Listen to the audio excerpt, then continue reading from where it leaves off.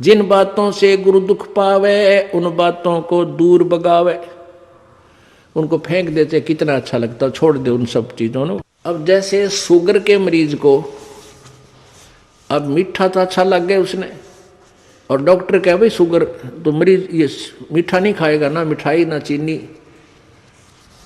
और वो फिर भी डॉक्टर की आज्ञा का पालन नहीं करता तो मरेगा फिर, और क्या इलाज है। तो चीनी मीठी तो लग रही है, इसमें कोई शक नहीं, मीठी भी है, लेकिन उसके लिए विष है। तो ऐसे ही भक्ति मार्ग में गुरु जी की आज्ञा का पालन ना करना विष के तुल्य है, आपकी भक्ति को नष्ट कर देता है। गुरु के सम्मुख वचन ना कहे सो ससरैनी गैणी सुख लह। गुरु जी के सामने एंड बैंड नहीं बोला, क्योंकि गुरु जी के सामने जैसे भगवान के पास जाना होता है ऐसे ही दृष्टिकोण से आना चाहिए। अपनी फरियाद करे, जो भी आदेश हो श्रोधार्य करे और चल पड़े, चाहे मन कुछ भी सोचता रहे, क्योंकि परमात्मा अंतर्यामी है, आपके सब दुखों से परिचित है, और वो आपके जितनी श्रद्धा आपकी होगी उतना ही निवारण आपको साथ साथ रिजल्ट देते रहेंगे। तो आपने समर्पण और श्रद्धा बढ़ानी है, उसके बढ़ाने के लिए आपको यहाँ बुलाया जाता है, भक्ति कराई जाती है, दान पुण्य करवाया जाता है, सेवा करवाई जाती है, ताकि आपकी श्रद्धा जितनी बढ़ेगी उतना ही प्रभु आपके संकटों का निवारण समांतर करता रहेगा। अब जैसे आप यहाँ आए और आते ही आपको ठीक कर दिया, आप ना हो भूल गए भी यहाँ, क्योंकि हमने देखे झाड़े लवानी है, झाड़े लवाए लाया, हो गया, आराम हो गया, बस ये क्या वहाँ जाना नहीं भूल कर फिर। तो यहाँ आते भी आपको सुख दिया जा सकता है, लेकिन ये परमात्मा चाहते हैं कि ये बच्चा आते कुछ तो राहत अवश्य देगा, ताकि आपका विश्वास बने। और आप पर आज कलयुग में आगे हो इतने पाप है, गिनती नहीं। एक सुख थोड़ा बहुत मालिक अपनी तरफ से अवश्य देता आपको, फिर 100 संकट और हैं अभी तो आपके ऊपर बैलेंस, वो भी निवारण करवाने हैं। तो फिर आपको बुलाया जाता है कि आप महीने में एक बार अवश्य आइए। आपको बुलाने का क्या तात्पर्य है कि यहाँ आने से आपको बहुत पुण्य मिलता है, आपको बहुत भक्ति लाभ होता है। आप बच्चे हो, आपको मालूम नहीं, ये दास डॉक्टर है जो भी आपको कैसे कैसे आपके अंदर शक्ति प्रवेश करवानी है, प्रभु की पुण्य कैसे प्रवेश करवाने हैं, फिर ये ज्ञान आपके हृदय में पहुंचाना है। और जिस दिन आपकी श्रद्धा पूरी हो जाएगी, आप सपने में भी दुखी नहीं होगे, ये सत्कर मान लेना। क्योंकि पाप जब बढ़ जाते हैं, जन्म में भी दुखी, सोए फिर भी दुखी, क्यों सपने भी बुंडे बुंडे आवे। और जब आप भक्ति करोगे, ढंग से लग जाओगे, आप वैसे भी सुखी, और स्वप्न में भी परमात्मा की भक्ति है, आरती करते होगे, कभी मंत्र कर रहे होगे, कभी मेरे गुरुदेव भगवान ये गा रहे होगे, स्वप्न में भी सुखी, यानी भक्ति स्वप्न में भी हो रही होगी। गुरु से शेष करे चतुराई सेवा ही नरक में जाई। ओहो, जो गुरु जी के सामने चतुरता करता है, छल कपट करता है, उसकी जो सेवा है यानी वो पूजा समाप्त हो जाती है, धन भक्ति का, और कहते हो नरक में जाई, नरक में डाल दिया जाता है। शेष होए सर्वस नहीं वारे, ही कपट मुख प्रीत उचारे। शेष होके और समर्पण नहीं किया तो क्या काय का भगत वो, और ही कपट मुख प्रीत उचारे। अंदर तो दोष है, ऊपर तो मीठा बोला है, ये भगवान को पसंद नहीं। सो जीव कैसे लोग सिधाई, बिन गुरु मिले मोहे ना पाई। गुरु से कपट करे चतुराई, सोहन सा भव भर में आई। गुरु से कपट शेष जो राखे, यमराज जाके मुगदर चाखे। गुरु जो जन गुरु की निंदा करही, शुक्र समान गर्भ में पढ़ही। गुरु की निंदा सुने जो काना, ताको निश्चय नरक निदाना। अपने मुख निंदा जो करही, परिवार सहित नरक में पढ़ही। अपने आप क्या बताते हैं परमात्मा के, अपने गुरुजी की निंदा यदि कोई कर रहा है तो भी आपने सुननी नहीं चाहिए। यदि गुरु की निंदा सुने जो काना, ताको निश्चय नरक निदाना। जिसने गुरुजी की निंदा कान से भी सुन ली किसी नालायक ने, कहते हैं तो भी तू नरक में जाएगा, तेरा नाम खंड हो जाएगा।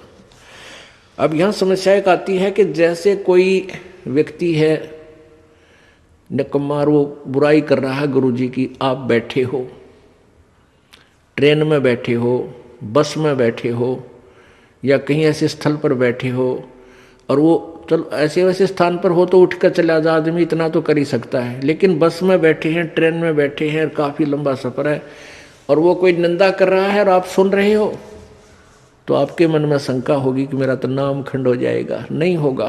क्यों नहीं होगा? क्योंकि सुनने का अर्थ ये है जैसे कोई आपके गुरुजी की बुराई कर रहा है, आप सुन रहे हो, लेकिन आपके हृदय में वो नहीं समा रही है कि सच ठीक कह रहा है। आपका मन ये कह रहा है ये अनजान व्यक्ति है, इसको पता नहीं, ये वैसे ही कह रहा है। आपके हृदय में उसके हाँ में हाँ नहीं बनी, तो आपने सुनकर भी नहीं सुनी। ये इनमें बहुत अंतर होता है एक एक बात में।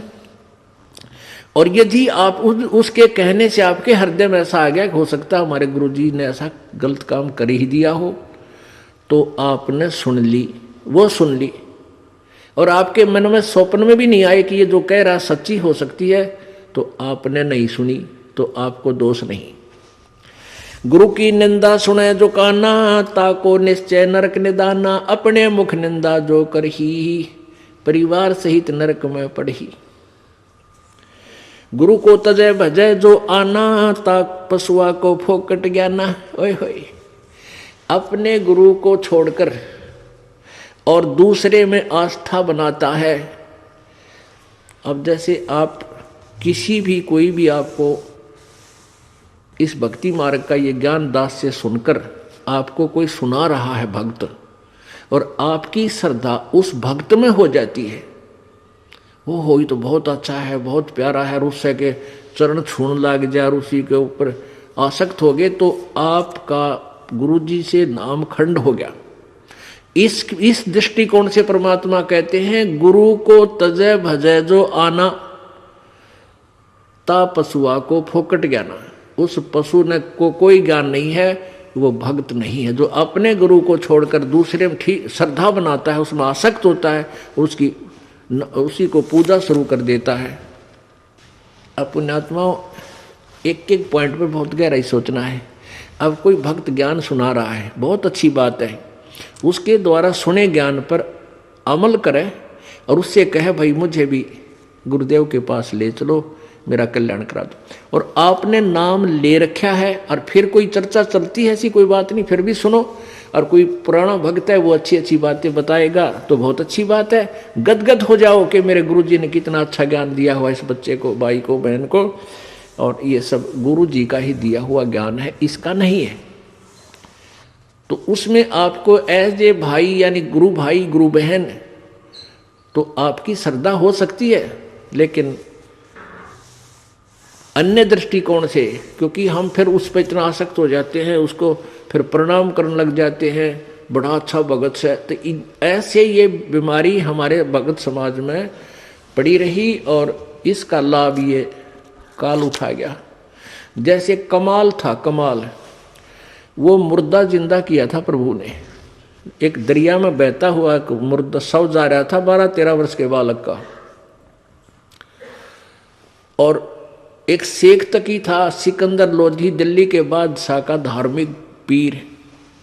वो कबीर जी से ईर्षा करता था, और कबीर परमेश्वर जी की कृपा से सिकंदर लोधी दिल्ली के सम्राट का असाध्य रोग दूर हो गया था, जो शेख तकी से भी नहीं हुआ था, किसी से भी नहीं हुआ था। जिस कारण से सिकंदर लोधी की आस्था कबीर जी में घनी हो गई थी। और वो जो पहले वाला जो वो परमानेंट उसका गुरु था धार्मिक मजहब की तरफ से, वो शेख तकी था। तो उस शेख तकी ने जब देखा कि कबीर जी में, मेरे सम्राट की, मेरे शिष्य की कबीर जी में ज़्यादा श्रद्धा होगी है, तो ईर्षा करने लग गया कबीर जी से। उसको नीचा दिखाने की चेष्टा में उसने कहा कि राजा या तो तू बाज आ जा, और नहीं तो मैं, तो वे काफिर को गुरु बना लिया, तूने एक हिंदू को गुरु बना लिया, मैं तेरी पूरे मुसलमान समाज में तेरे बारे में बताऊंगा और सबको तेरे विरोधी कर दूंगा। अब राजा चिंतित हो गया कहीं तेरे राज को खतरा ना हो जाए। तो परमात्मा के सामने उसने अपनी प्रार्थना रखी। कबीर जी ने कहा भी ठीक है। तो शेख तकी ने क्या शर्त रख दी कि मैं जब इसको मानूंगा ये भगवान है, अल्लाह का नबी है, कोई मुर्दे को जीवित कर दे। तो परमात्मा ने जो अपने भगत की टेंशन दूर करनी थी सिकंदर लोधी की, तुरंत कर दी। जिस दरिया के किनारे वो खड़े थे वहीं पर एक मुर्दा बच्चे का शव बहता हुआ आ गया। कुछ कबीले ऐसे होते हैं, ना तो वो गाड़ते जमीन में, ना सभा करते, वो जल प्रवाह कर देते हैं मृत्यु होने के बाद के पशु जीव जंतु इसके शरीर का मांस खा कर दुआ देंगे। ऐसे सुसज्जित एक बना करके प्लेटफार्म सा, फ्लोट सा, एक घास फूस का जो तैरता रहे ऐसा बना देते हैं, बेड़ा सा, उसके ऊपर शव को लुटाकर और चलता कर देते। तो उसी समय वो लड़के का शव आ गया। परमेश्वर कबीर जी ने अपनी शक्ति से उसको जीवित कर दिया था। तो सभी ने कहा कमाल कर दिया, कमाल कर दिया। उसका नाम कमाल रख दिया और उस बच्चे को अपने साथ अपने बालक रूप में, शिष्य रूप में रख लिया। अब वो युवा बालक हो गया। कुछ दिनों के बाद 10-15 साल में 20-25 वर्ष की आयु का हो गया।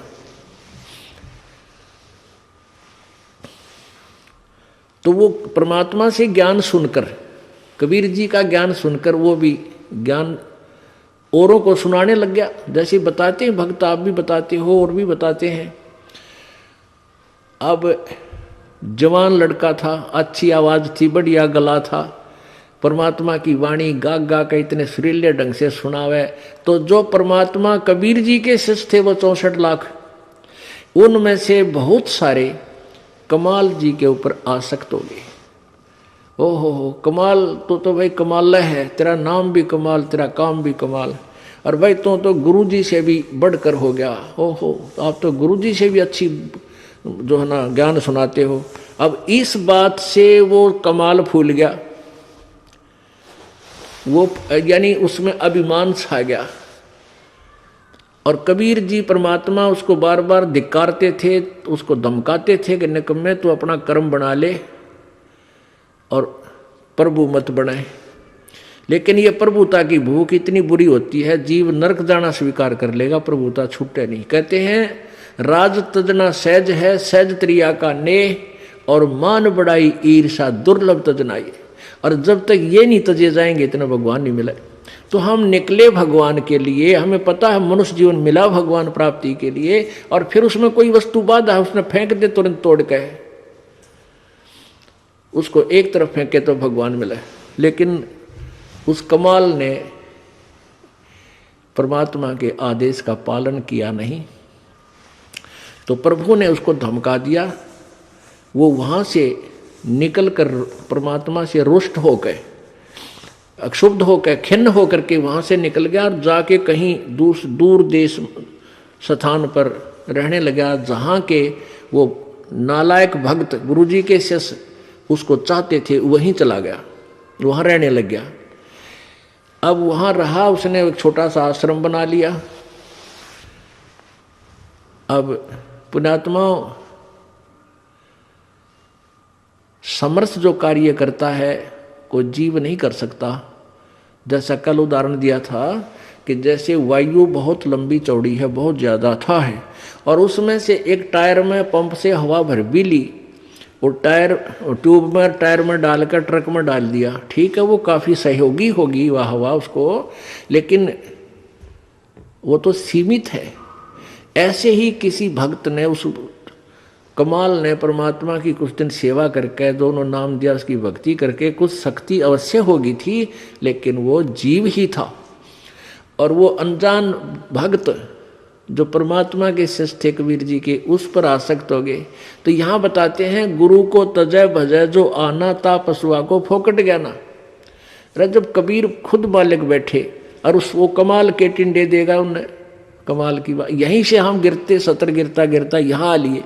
हम सतलोक में इसी तरह गिरे थे। हम अपने भगवान को छोड़कर परमेश्वर कबीर जी सत्य पुरुष को, और ये ज्योति निरंजन काल वहाँ तपस्या कर रहा था एक टांग पर खड़ा होकर। हमने अपने भगवान से हृदय हटा के इसमें लगा लिया और इसका फल यूं मिला, गधे कुत्ते सूअर 84 लाख योनियों में कितना कष्ट उठा रहे हम, और फिर वही फिर दोहरा रहे हैं क्योंकि ज्ञान नहीं हमने। तो उसने क्या किया, कमाल ने वहां रहने लगा। अब जो भक्त परमात्मा के पास आते थे उनको सुख होया करता खूब, अब वो चेले बन गए कमाल के। अब 5-4 वर्ष तो उनके काम ठीक चले, क्योंकि जो हैंडपंप से पानी उन्होंने ले लिया था वो जब तक चला उनकी पुण्य कमाई, तब तक तो वो दुखी हुए नहीं। फिर कोई काम उनका होने लगा नहीं, तो धीरे धीरे वो कमाल से भी हट गए। अब कमाल ने 5-4 और चेले रख रखे अपने आश्रम में रख रहे, तो वो कहने लगे गुरुजी यहाँ भगत तो आने ही बंद हो गए। तो उन्होंने कहा भाई यूँ करे कि गुरुजी का जन्मदिन मनावांगे कल, जेठ की पूर्णमासी आ गई, सब न कह दे भाई कल जेठ उतरते की पूर्णमासी है और गुरुजी का प्रगट दिवस मनाएंगे और खीर खार बनावांगे, भंडारा करेंगे, सभी गांव वालों दूध लाइयो, दूध पहुंचाना। अब पहले कोई समागम करता था तो गांव वाले खुश होकर दूध ले जाते थे और ठोक देते थे ड्राम के ड्राम। अब किसी का लाभ होया नहीं, सारे की बयानवैटी होगी, दूध रहा ना ढंगता, तो सब कपटी हो गए। अब सब ने सोचा भी बखत से दूध डालावांगे और ना डालकावांगे तो यूँ नाराज हो जाएगा, कदे शराब स्वरूप ना दे दे कमाल। और प्रत्येक के मन में, क्योंकि परमात्मा कबीर जी खेल खेलते हैं। अब वो जो भगत थे गांव वाले, जो 50, 60, 100 जितने भी थे, उन्होंने सबके मन में के दुर्भावना आ गई कि बखत तो उठ कर सबसे पहले मुंह अंधेरे जाऊंगा और दूध की जगह पानी का लोटा डालूंगा, किसने बेरा पट्टा है। अब सुबह सुबह लाग गई लाइन, अकमारा जी सत साहेब, कहाँ भाई सत साहेब, आज दूध लाए हैं, डाल दो भाई वहाँ ड्राम में जो से पहले कराया करते। अब कपड़ा उठावें और पानी तरड़ा डालें, गुरुजी ने महाराज जी ने पता लग जाएगा हाँ डाल रहा है कुछ, दूध डाल गया। एक आधे भगवान ने उसमें दो चार दूध भी डाल दिया होगा। कमाल बोला भाई आता दूध बहुत आ गया और बच्चों खीर बना लो। अब वो लागे खीर बनाने, वो ड्राम पानी का भरा, थोड़ा बहुत दूध उसमें कितना गिर गया को भगवान। तो कहने लगे गुरुजी तो सारा पानी का फुल भरा है। कमाल बोला झूठ बोलो, देखा जागे सारा पानी का भरा, किसकी खीर बनी थी। इतना शर्मिंदा हो गया, रात्रि में उस आश्रम ने छोड़ के पता नहीं कित मरिया जाके छोड़ चल गया। तो इस प्रकार परमात्मा कहते हैं अब आप भी मरिया और उन शिष्यों उन पुण्यात्माओं को ले डूबा, नकमी आत्मा जो परमात्मा से जुड़ी थी। गुरु को तजय भजय जो आना, तापसुआ को फोकट ज्ञाना। गुरु से बैर करे शिष जोई, भजन नास और बहुत बिगोई। पीढ़ी सहित नरक में परही, गुरु आज्ञा शिष लोप जो करही।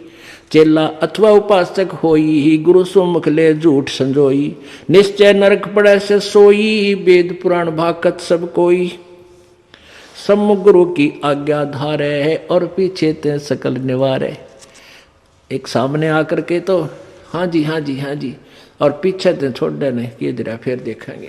तो कहते हैं सम्मुख गुरु की आज्ञा धारे और पीछे ते सकल निवारे, यार सब ने रिजेक्ट कर बैठे। ऐसे नकली शिष्यों का उद्धार नहीं होता। सोच से घोर नरक में पड़ही, रुद्राद पीवे नहीं तरही।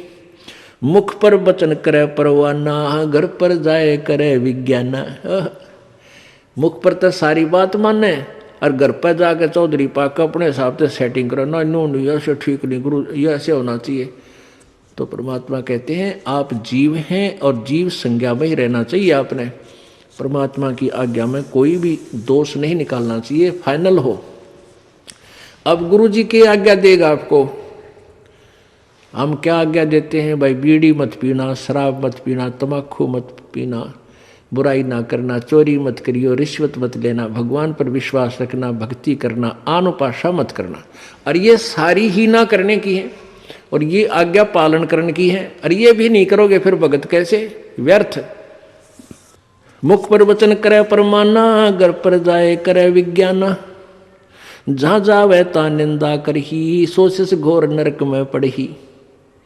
ऐसे सिस को ठाहर नाही, गुरु विमुक्त लोचत मन माही। वेद पुराण कहे सब साखी, साखी शब्द सब है यूं बाकी। मानुष जन्म पाए कर खोवे है, सतगुरु विमुखा युग युग रोए। अब सतगुरु से विमुख होने वाला कहते हैं युग युग रोएगा।